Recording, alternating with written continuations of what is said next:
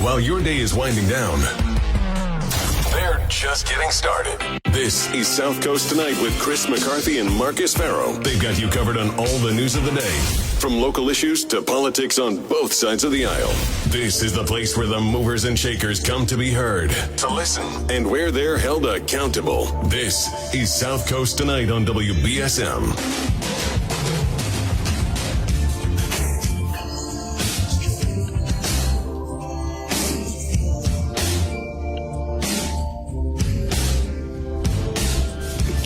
And welcome to the show. I'm Chris McCarthy. We have Marcus Farrow here as well. As always, Marcus is here holding down the fort.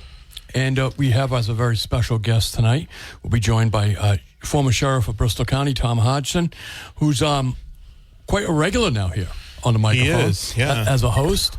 WBSM on-air personality. He is a WBSM on-air personality, Sheriff Tom Hodgson. Regular or irregular, I'm not sure which, but what? Well, if you're here, you're regularly irregular. That's the distinction, if you want to be here. Well, it's an honor to be here. Thank you. Thank you, Sheriff. With both of you. Thank you. Of course. So, Tom, we have... take us back in time. Well, we gotta give some context. Yeah, right? that's my point. We just have gotten some videos. We have them. They're up at YouTube. The way to find them, folks, and I encourage you to go to YouTube, type in WBSM, Bristol County House of Correction riot.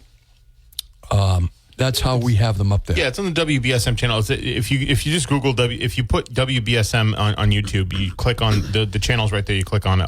It'll all come there. right up. Okay. It's all there. And Tim Weisberg's working on a story now that'll soon be on WBSM.com. We can let you know when that's up as well. But it's the videos, the handheld video footage of the May 1st, 2020 incident that was the subject of much controversy. And it's only the handheld cameras by employees of the sheriff's office. Apparently, the surveillance footage would reveal the location of security cameras, so it can't be released. That's what we've heard. But we have former Bristol County Sheriff Tom Hodgson, because at the time he was the sheriff, and was accused by then Attorney General Maura Healey, who's now the governor, of violating the inmates' rights. So... I was at the ICE Detention Center, and Sheriff, you lost your contract with ICE as a result of this incident and the subsequent investigation and reporting. So, you've been battling with both Homeland Security and the governor at the time when she was Attorney General to release this stuff or to come out with their reports. It's amazing to me now the videos have been released, but their reports have never been, or at least the Homeland Security report has never been released.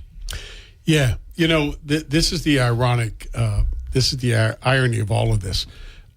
We, for 3 years now, we'd been asking prior to my, the new sheriff coming in. We've been asking for Homeland Security release the report. You said it here on these airways. We knew that report was going to show that not only did our people do everything right, but it was a model for the nation, for people in corrections and law enforcement, about how to deal with a disturbance like we had to do. And we kept asking, and of course, things changed. The new president came in, Mayorkas, refused to release those reports. To this day, right, they've refused to release them. We were told after about 6 months and I asked the feds to come in and do the investigation. Soup to nuts, independent. They came in, they did their investigation. They're telling my investigators, listen, there's nothing here. You guys, everything's on tape. Right. It's exactly how it should have been done. And this is the most important thing that everybody out there needs to understand. When that disturbance happened, within 90 seconds of the time my team went in, within 90 seconds, every one of those 24 detainees was in flex cuffs. Right. And they were let out of the building. The last one was out of that building within 5 minutes in the yard area, the enclosed yard area, kneeling against the wall, as standard procedure would require. And not one detainee, not one officer was hurt on that extraction. Right. It doesn't get any better than that in 90 seconds. I believe Sheriff Haru said that. Well, so what he said last night was, because I said, because I remember you saying that throughout the course of the campaign and all of that. And so he said, in 90 seconds, people are in flux custom, they're out the door. And he said that's mostly true, but there were a couple of incidents. I mean, to the point of no one being hurt. There was in that footage a detainee on the ground wheezing pretty heavily. I mean, he needed medical assistance and all of that, so he was wheezing pretty heavily. So it seemed clear that he was hurt by that. There was another guy who said, he says he can't get on his knees because he has bad knees, and they picked him up. They put his face against the chain link fence, and then another guy, held one of the unmuzzled dogs, close to the chain link fence with the guy's face pressed against it, and they brought him to the ground. Sure. The sheriff Haru said that there could have been a better way to handle that situation. So those were the two that came to mind. Well, let me address that. Number one, and with all due respect to the current sheriff, and look, I respect him for wanting to look at things and do things better, and I have no issues around that. It's his baby now, and he's got to manage the operation the way he thinks is best suited. And I think he has the right intentions in mind. The problem is he doesn't have the experience. He doesn't have the understanding of how to deal. I've been in these crises before. I dealt with these people, 3 weeks prior. They actually gave me the same people that did this disturbance. He was talking about de-escalating. I went up there when my move team was going to go in after they had assaulted an inmate in that detention wing. When they were going to resist the officers coming in to get a guy out who had assaulted another detainee. And they said, we're going to have to have the move team come in. I said, I'm coming up there. Don't move in before I get there. I went up. I said, I'm going in first. You guys can stay behind me, but I want to talk to them. And I did. And you know what? I de-escalated it. And I came up that afternoon.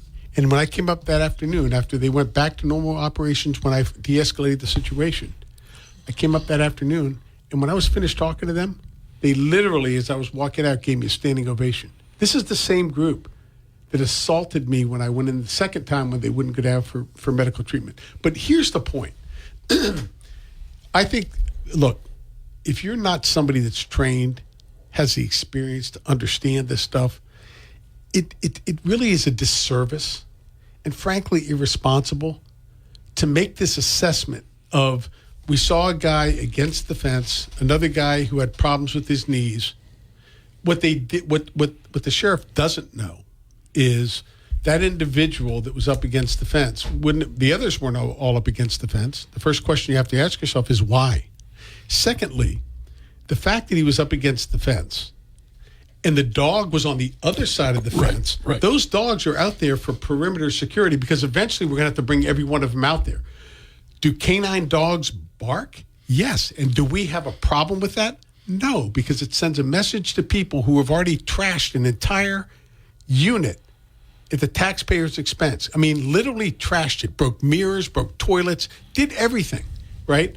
To cost the taxpayers more money for no good reason other than they wanted to get out based on COVID and they couldn't, okay? And they were being prompted by people like these Coalition for Social Justice and all these other people who were egging them on to do these kinds of things.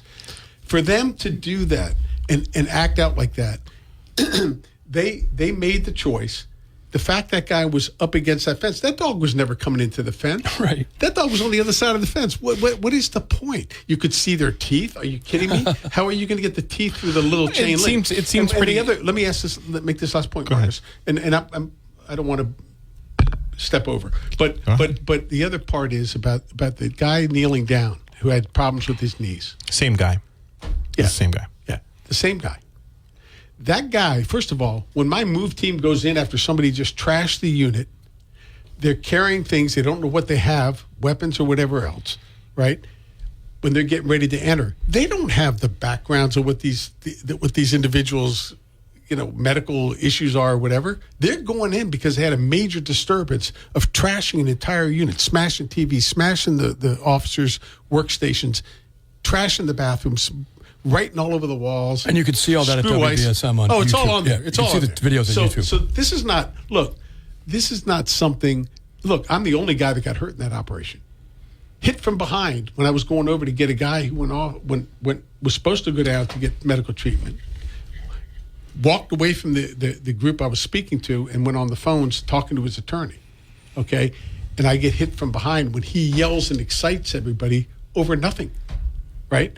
And that's what caused the problem to begin with. My whole point is, look, unless you were there, and look, I'm a former cop. I've dealt with these kinds of situations. I dealt with the Easter riot in back in 2000, I think it was. I've been there, done it. It's what I do. If you're not somebody that understands this, you don't understand the circumstances. It's not in your best interest, nor is it in the best interest of the people to come out and start commenting on something that you don't have knowledge about. And unfortunately, the sheriff, I think he means well. I just think, unfortunately, in situations like this, when he partners with the new attorney general, and let me add this last thing, because this is important. I've been asking for the federal government to release this report for 3 years. It's unheard of that a federal investigation that I asked be done not be completed, released after 90 days. But they carried it out because they knew I had an election coming up.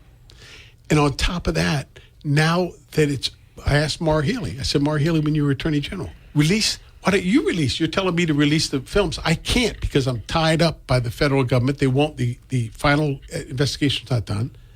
When the final investigation was supposed to have been done after 90 days or so, they kept saying, oh, we have to look at this. It's going up to a higher level and on and on. And the Biden administration was in. It was all part of a plan. But the long and short of this in the end is, look, for me, I told, when the Attorney General said release him, I said, I can't. Why don't you release him? She wouldn't. Now she's the governor. She was all in on the whole plan, this whole political travesty that they were involved in. And today, now you have a new Attorney General who's partnering in with the sheriff to say, let's release him. What I want to know is, the federal government, prior to my election, we sent them a letter and asked them, we want these things released for the public to see. We want them to see it. And they refused to let it. First of all, they wouldn't respond. Finally, we had to send them a certified letter. Then they responded because it was on record. And you know what they said? We don't think we can allow you to release them. So I want to know what happened between the time you refused to allow me to release these things and you still haven't released the report. I'm demanding that Secretary Mayorkas release the report now. I'm not in office anymore. Release the report and let the people of this county see what was said, because I know what the investigators told us. They said there's nothing here. You guys did it. It was textbook. And then it went to higher levels. They're not going to say anything because they're federal employees. They're not going to lose their jobs. But I'm calling on Secretary Mayorkas tonight. Release this report. And I've already told him this before, face to face. And he refuses to do it. You know why? It's all part of their political game. It's all about the stonewalling. And for them not to do it, if I'm wrong, you ought to be able to put that thing all over, post it all over everywhere. But you know what? I've been calling on this and calling on this. And when I asked them, when we sent the certified letter, they said, no, you can't release it. I want to know what happened between the time you refused to allow us to release it to now. What conversations happened between Washington, the current sheriff, and the AG that suddenly changed? And I want to know where that report is. And I want to know what it is that you based the permission for them to release those tapes when you refused to allow us after we sent you a certified letter. I want to know the answer to that. And I think the people of this county and this country have a right to know, because you know what? It fits right in to the same things that are going on nationally on all these little investigations about this, that, and the other thing. It's all a game. It's all about politics. That was a long answer to your question. No, Sorry I about like that, it. Marcus. We can take a break, right? Yeah, we can take a break, reset, and then we'll be right back. This is South Coast Tonight. We're here with former Sheriff Tom Hodgson. You can give us a call, too, 508-996-0500, or message us on the app chat. Hey, we're back. We got a call on the line. Let's get to it. 508-996-0500 if you want to talk to former Sheriff Hodgson. We're reacting to the release of a lot of the footage from that May 1st, 2020 incident at the ICE Detention Center at the Bristol County House of Correction. So, good evening. You're live. Yeah, good evening, Marcus, Tom, and Chris. Hi, caller. You know, this is incredible. It gives the outward appearance of politically motivated. It's because you're pro-Trump. And, all this time we're being told it's DHS, they have to review it and so forth. And so they waited until after the election for it to come out. So it can, to me, it gives the appearance that they withheld it so the sheriff hero can get in. Well, caller, what I would say to you is, this is not about appearance. This is about ineptness in Washington, D.C., and it goes right to the heart of Secretary Mayorkas, who I've confronted about this whole issue. When he shut down my entire ICE operation, we'd never, ever, never failed an audit in our entire time handling the ICE operation. And we've been holding detainees for 25 years, and I built that facility and opened it in 2007. For him to have shut down my 287G program, my ICE operation, which we never failed an audit, there's a plaque that's still up in Boston that came from his headquarters in Washington saying, "Congratulations, Bristol County, on your perfect score on your 287G audit that we've never received." I sent a letter to Mayorkas right after I was notified that they were going to shut us down, our entire operation. And I said to him, "I'm calling on you to do three things. Number one, I want you to reinstate my program immediately. You violated our contract and without cause. And number two, I want you to apologize to my staff nationally in writing. And number three, I want you to deliver the plaque that your headquarters sent up that was supposed to be given to us a month and a half earlier about our perfect score on our 287G. And he's never responded to me. And then I saw him in Washington at the National Sheriff's Conference, and I confronted him. Said, "I understand you ordered the call to be made to me, and I want to know why." He couldn't give me an answer, and I said, "I want you." He said, "Well, we'll talk about it offline." I went over to him, said, "Here's my card, here's my number." And to this day, as I expected, he's never called me. He doesn't want to know the truth. Caller, thanks for the call. We've got more calls. All right, Max, you all have a good night. Thank you, my friend. Thank you. Thanks, caller. 508-996-0500 if you want to talk to former Sheriff Hodgson. Good evening. Hello, good evening. Good evening, gentlemen. Good evening, caller. Yeah. Hello. And that gentleman that just called, I don't know his name. I call him the Shadow because the Shadow knows. The Shadow knows. That's an old show, yeah. Shadow knows, right? That's right. But, my father used to say that to me. He said it's politically motivated. That's the dirty dealings of the Democrats. That ain't motivated. They knew what they were doing. Now they're no good. I'm sorry, but I'm an independent. But I watch Sounds the way like it. they play. They play dirty, and that's exactly what they did. I'm an independent, but I hate the Democrats. What about the Republicans? Do you hate the Republicans too? I have some friends that are Democrats, and I support the person, not the party. Of course you do out there in Acushnet. There's plenty of good Democrats in Acushnet, Norm. Well, there's a few of us good ones out here. I know. Some good people. There's some good Republicans out here, too, some conservatives. Yes. But but good Americans overall, right? Yeah, most of them are patriots. They're good people. Yeah. But what they did to you, that's just plain right out dirty business, and that seems the way they play. And if you look at how things are, I feel that the Republicans are more straightforward and try to do the right thing. And the Democrats, as far as I'm concerned, most of them they just play dirty, the politicians. Maybe on the local level it's much better, but when you start getting to Washington, I agree. No, Washington Republicans, they're real straight shooters. I agree. Yeah, yeah. Yes. No, Mitch McConnell, I mean, it's clean as a whistle. God rest his soul. Maybe. He might not rise to the level of Adam Schiff, but he's working on it. Right. well, as Mark Twain said over 100 years ago, we have the best Congress that money can buy. A fine man from That's Fairhaven. a good point, Norm. Yes. You know, and I think the caller's point is a good one, which is, look, I think we all agree. Washington's broken. Yes. I don't care. Democrats, independents, Republicans, I don't care. But the truth is, Norm, thanks for the call. We got some more calls on the line. It's broken. Thanks, Norm. But this clearly, what we're talking about right now, it is an example.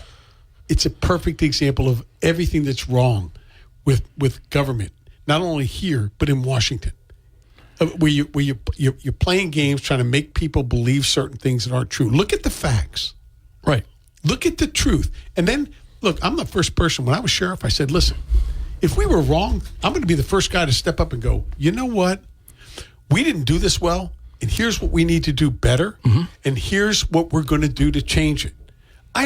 Look, there is no perfect organization. You got to, as a leader, you got to be able to stand up and go, no, we didn't do it well. And there are plenty of things that we had issues with or challenges, but that's what your job is. Folks, we're talking about the video that's available on YouTube. Go to the WBSM channel on YouTube. You can see the videos we're talking about. Sheriff, the point of the matter is that the videos that we have now today are the same videos that would have been released had they been allowed before the election. I was asking for them to be released. I wanted those things released right away because I knew the public, when they saw it, would say, wait a minute. Right.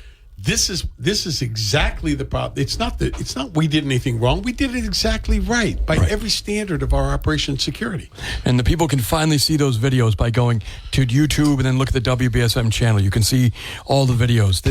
They're really worth your time, and especially when you see all the stuff you bought for the inmates that they're breaking. 508-996-0500 is how you can join us, and you can also send us messages on the app chat. I know we had a caller that just dropped off. Guys, you got to be patient. You got to be patient. Well, you got to figure out how to work those buttons. I worked the button just fine. I'm just waiting for us to complete a thought. The guy's like, oh, no, I can't get through right away. I got to talk to them now. So I guess you don't get to come on at all, right? So remember, he's coming back at you. When you hang the phone up, all you do is go to the back of the line. Yeah, exactly. He's coming back at you. It's like throwing your deli number at the butcher. You just go into the back of the line. Oh, I hope you're going to call back, caller, just to get Marcus. Yeah, please call back. So DL from Dartmouth is saying prisoners are in jail because they don't follow the rules in prisons. They still don't want to follow the rules, and certain people like Mr. Hero sticks up, it's spelling hero, sticks up for them only means that they will not learn anything in prison. When they get out, they will not follow the rules again. I'm 100% on Sheriff Tom's side. What's your thoughts on that? Well, look, I do think that Sheriff Hero probably does want inmates to rehabilitate themselves and follow the rules. I do think that our philosophies and differences of how we get there are probably pretty apparent. But look, he's the new sheriff. He's been elected by the people.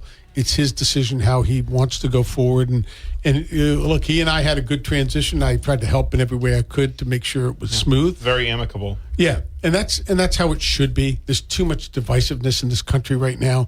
But to the extent we can, understand we were given privileges. In my case, I was given a privilege for 25 years. And then to share whatever I have to help the next person that comes in to maybe build on that and do something better. And I think his intentions are right. I think he wants to do the right thing. I just think that, like me, there are probably times where I maybe had a different point of view that people disagreed with, and maybe might look back and go, hey, wait a minute, I could have done that a little better or whatever. And he'll find that as well in his tenure as sheriff. But this one is a difficult one for me, because looking at films and then not having the experience and deciding that this wasn't done right, or analyzing it, is probably one of those times that he probably could have done it a little better. Let's go back to the phones. Good evening. You're live with former Sheriff Hodgson. Hello. Hey, what's up? Well, last fall before the election, I heard, was it Chris? I think it was Chris. I heard it could have been. Chris used the term gerrymandering. No, I never did. Not in the context of the sheriff election. I would have used the word gerrymandering, but I didn't use it in context of the sheriff's election. I think the gerrymandering of the 10th Bristol district had a lot to do with the defeat of the sheriff. Which one's the 10th? The one that includes New Bedford, Acushnet, Fairhaven, Mattapoisett, Marion, Rochester. The 10th what? The 10th Bristol district, the representative district? Yes. We're in the 10th. This is Fairhaven. This is currently the 10th. Bill Strauss's district. That's right. Okay, so explain that, sir. But the things that happened in the 10th Bristol district including the political advertising and got it now. the political spending, has an awful lot to do with what happened in New Bedford. Oh, I think you're right about that, yes. And what happened in New Bedford was dictated by the gerrymandering of the 10th Bristol District. It needs investigation. There's no question about it. The town of Acushnet now has 2 state representatives. Yes. And Fairhaven, Mattapoisett, Marion, and Rochester have 1 combined. That is gerrymandering, and Judicial Watch has taken 6 states to the Supreme Court and has won every one of those states for gerrymandering. I wonder and if the districts had to be. Were any of those redone. 6 in? Were any of those 6 in Texas or Alabama? Again? Are any of those 6 in Texas or Alabama? I already know the answer to that question. We're off topic anyway. So we have the most gerrymandered part of the state, really, and they applauded it. I mean, the Democrats did it, and they did it because they wanted to try to elect, by their own words, more minorities. So, for instance, Chris Hendricks' district is extraordinarily gerrymandered. Is it gerrymandered because Chris and Tony Cabral the only 2 reps? That's what they said. I mean, they literally said we've gerrymandered these districts to try to make the minority representatives. It's kind of weird to call a district gerrymandered when it's all in one town, in one city. I just feel like Well, but you know how gerrymandering is across political turnout across boundary lines. Yeah, but where are they cutting out? What conservative part in New Bedford are they cutting out? No, they didn't. They cut it. No, but they gerrymandered to have a minority-only district. The hope is that Chris Hendricks will be defeated by a minority candidate. Majority districts. That was the whole conversation. We are a little bit off topic now. But you remember the conversation. I remember the conversation, but I don't necessarily think it's... You don't think that's gerrymandering? Not in the bad sense, obviously. Not in the bad sense. Right. Not in the bad. Well, you think gerrymandering is a bad word. I just think it's a term. Yeah, okay, fair enough. You know what I mean? Sure. I mean, they wanted to get... It's a term to get a specific political outcome. So, I don't see how that gerrymandering of the New Bedford, Fairhaven, Mattapoisett district changed the Bristol County Sheriff's race. I think it was the out-of-town money, really. But it was clearly the 500, the $500,000 that Soros and Bloomberg threw into the race and did. Can we say those names? Oh, I don't think we can say those names. No, I can. Yeah, and I do so because it's honest. If you go online and you look up Sheriff Hodgson and Bloomberg, and you Google that, you're going to see it says we're targeting Sheriff Hodgson. Of all the sheriffs in the United States, we're targeting him. We're going down ballot and we're going after him, and that's okay. They did it because of your stance on gun control, which you don't have anything to do with. I had nothing to do with it. Right. It's funny. It's really bizarre. It was really bizarre, but it was a way for them to get money to try to do these advertising for people that hadn't voted in the last 12 years because I wasn't elected. Right. And that's okay. Look, the election is what it is. I'm not at all bitter or look, the people spoke and the election's done. But the point is, we should have called Harlan Crow, but we didn't.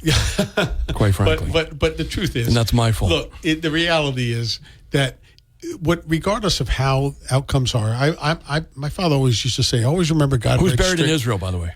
Yeah, my parents. Right. Always remember God writes straight with crooked lines. Yes, and I believe in that. And you know what? Look, I wish Sheriff Haro all the best, and I hope he'll build on what my staff had built.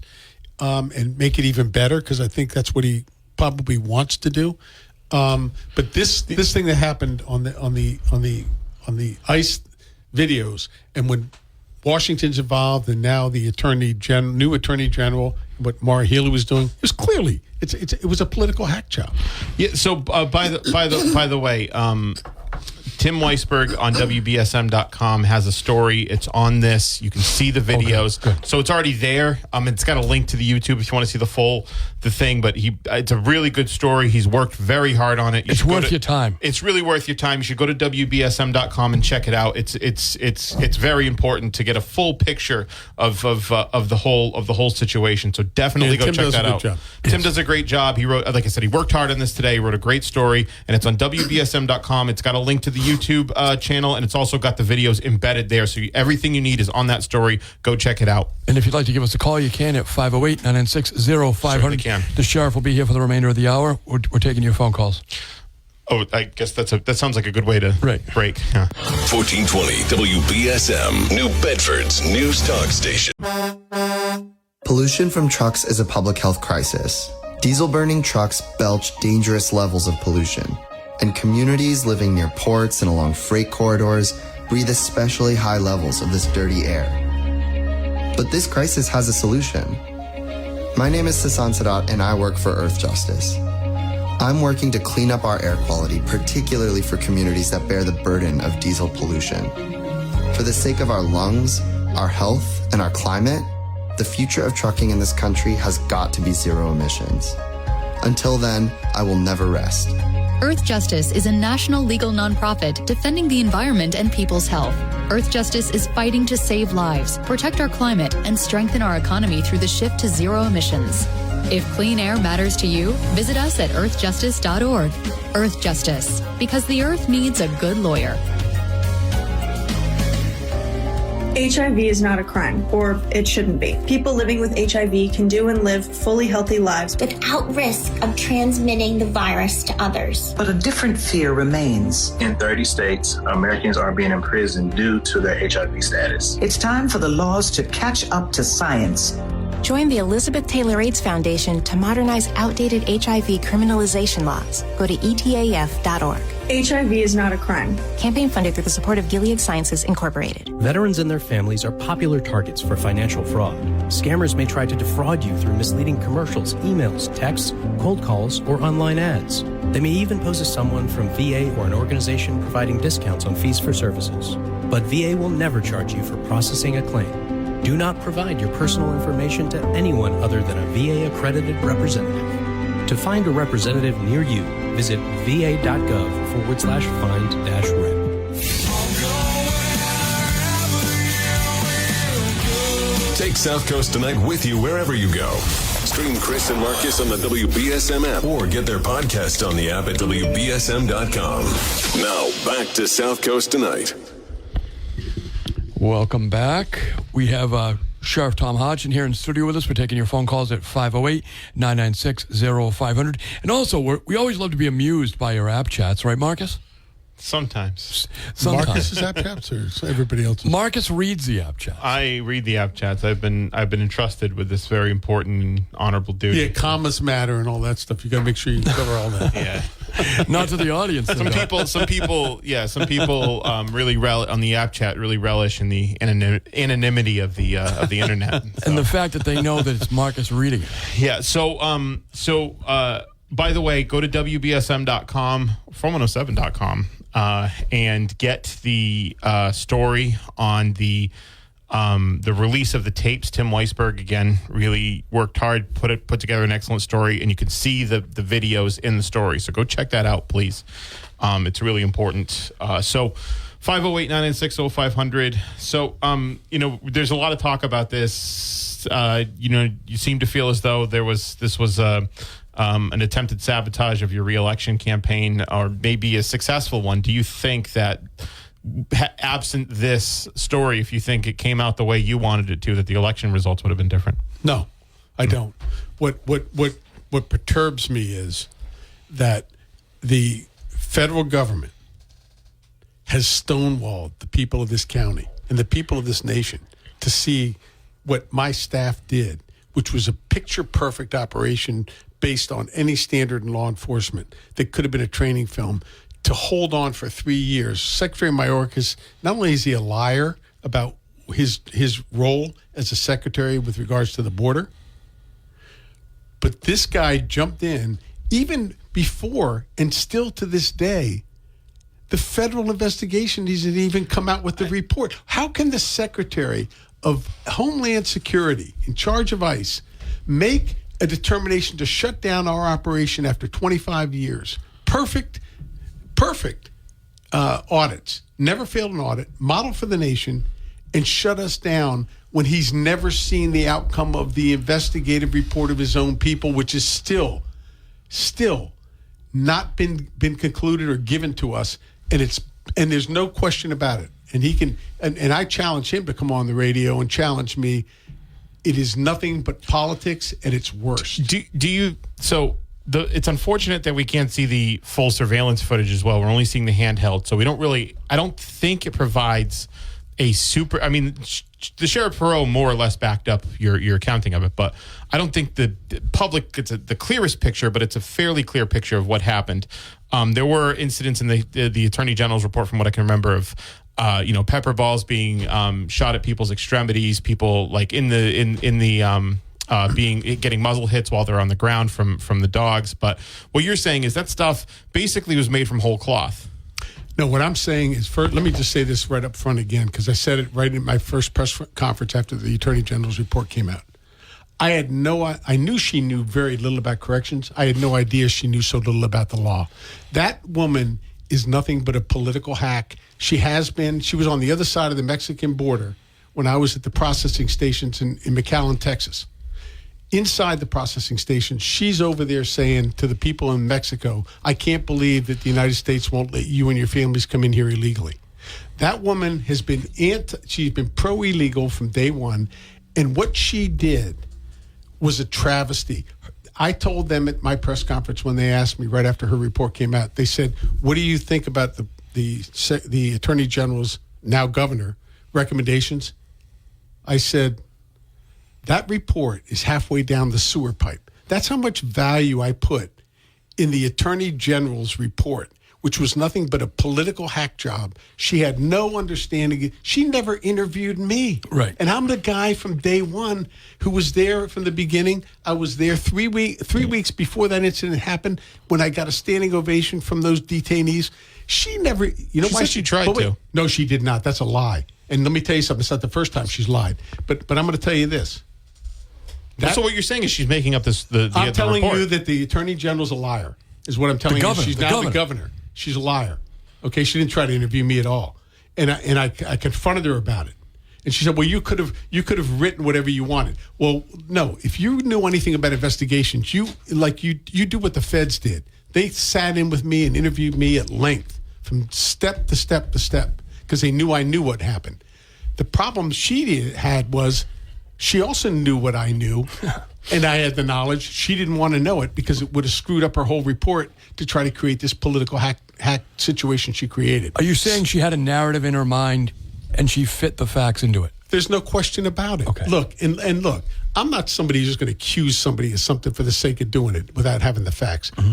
I know what happened. I've got the background. I did investigations. I ran a criminal division. I understand what goes into an investigation. And for her to do what she did, look, about a year or two earlier, she wrote a letter to the governor saying, I want the Bristol County Sheriff's Office to have a full audit of their operations. They're mistreating inmates. I'm getting reports that they're not feeding them properly. The food's inadequate. It's a filthy facility. All coming from, guess who?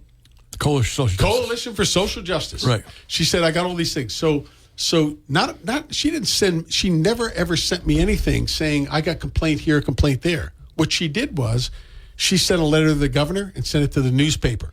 Not to me. Right. I wrote her a letter back and said, how dare you? You sent a letter to the governor, sent a letter to the newspapers saying you got complaints, and never once, you represent me as an attorney general, you never once called me and said, I got a complaint about, is this true? Right. No, because she was all part of the woke group. Her office is in the same building that Social Justice is in New Bedford. Are you kidding me? So this is what this is all about. And the average person didn't get to see it. But you know what? I'm glad now that I can sit here and tell you and tell the people that this is not about my agenda. Right. This is about their agenda. This is about the people's agenda, where we have people in government who are hijacking things and misrepresenting things to make people believe certain things which are dead wrong. When you're in public office, tell the truth. If you screwed up, then say, listen, I didn't do this well. I got to do this better. I got to do that better. But that's not what's happened here. And that's why I'm so incensed about this whole thing over the ICE operation. The Mara Healy's agenda, but from day one, that lady has been targeting me from the very beginning, because she's a woke left-wing person who doesn't like the fact that somebody like me, who's not even from here, I'm from Maryland, right, can stand up and say, no, I'm going to represent the people and I'm going to tell them the truth. And that cut against their grain because they had a different political agenda. We're going to take a break. We'll be right back. Welcome back to South Coast Tonight. I'm Marcus Farrow. And I'm Chris McCarthy. We're here with former Sheriff Tom Hodgson. Again, check out that story on WBSM.com about the release of the tapes of the May 1st, 2020 incident. So that just one more time, because I think Sheriff Farrow put some emphasis on it. You didn't see anything wrong with the guy's face being held up against the fence and the dog being right there. Absolutely not. There was nothing. Look, first of all, the dog's not coming into the fence. It was on the other side. Does the dog have a key to the fence? Right. And you could bite through the fence. It was a chain link fence. It wasn't like, it was a chain link fence. Right. So the guy was pushed up against the fence for a reason. Every one of them wasn't, because most of them were kneeling down. So when somebody's getting pushed up against, and I was standing right there, I watched the whole operation from beginning to end. And unless you have an understanding about how that works, and with all due respect to the current sheriff, he doesn't have that training, that background to analyze a film like that and say, well, I think that's wrong. That would be like me looking at a film of some surgery going on and going, you know what? I think the guy should have cut a little bit further down. And I'm not being disrespectful to the current sheriff. I think it sounds like it, because he is the sheriff now, and so he's going to have to make those judgments. And you know what? And I did too. And I was open to criticism as well. And I wasn't. Look, people had their different points of view, and people, and that's okay. I don't mind. I didn't mind the criticism because it helps us be better at what we do. I'm not. How much of the fact that he's just new to this do you think is coming into play here? Yeah, I think it is. I don't think his intentions. Right, I agree with you. I don't think he's. I don't think he has bad intentions. No, I agree with you. I think he means well. I just think it was a disservice, and there is a lawsuit going on, of course, with these detainees, which I can't wait till that comes up, because I couldn't get him back on. The general counsel got a hold of him after the segment. Well, that's probably a good idea, because what happens is with the suit pending, and look, I'm not worried. Hey, about Tom, that. Before we let you go, what are your plans? Do you have any plans? What are your plans other than to enjoy the summer? Just be able to talk to you guys. All right. Yeah. Okay. And whatever comes my way. I want to be a voice. Okay. In whatever way I can help people. Okay. Going forward. You're going to run for elected office again? Well, you never say never to that, but I'm not. But I'm not. That's not something that's right on the forefront of my itinerary here. Look, I'm. Are you draftable? Draftable.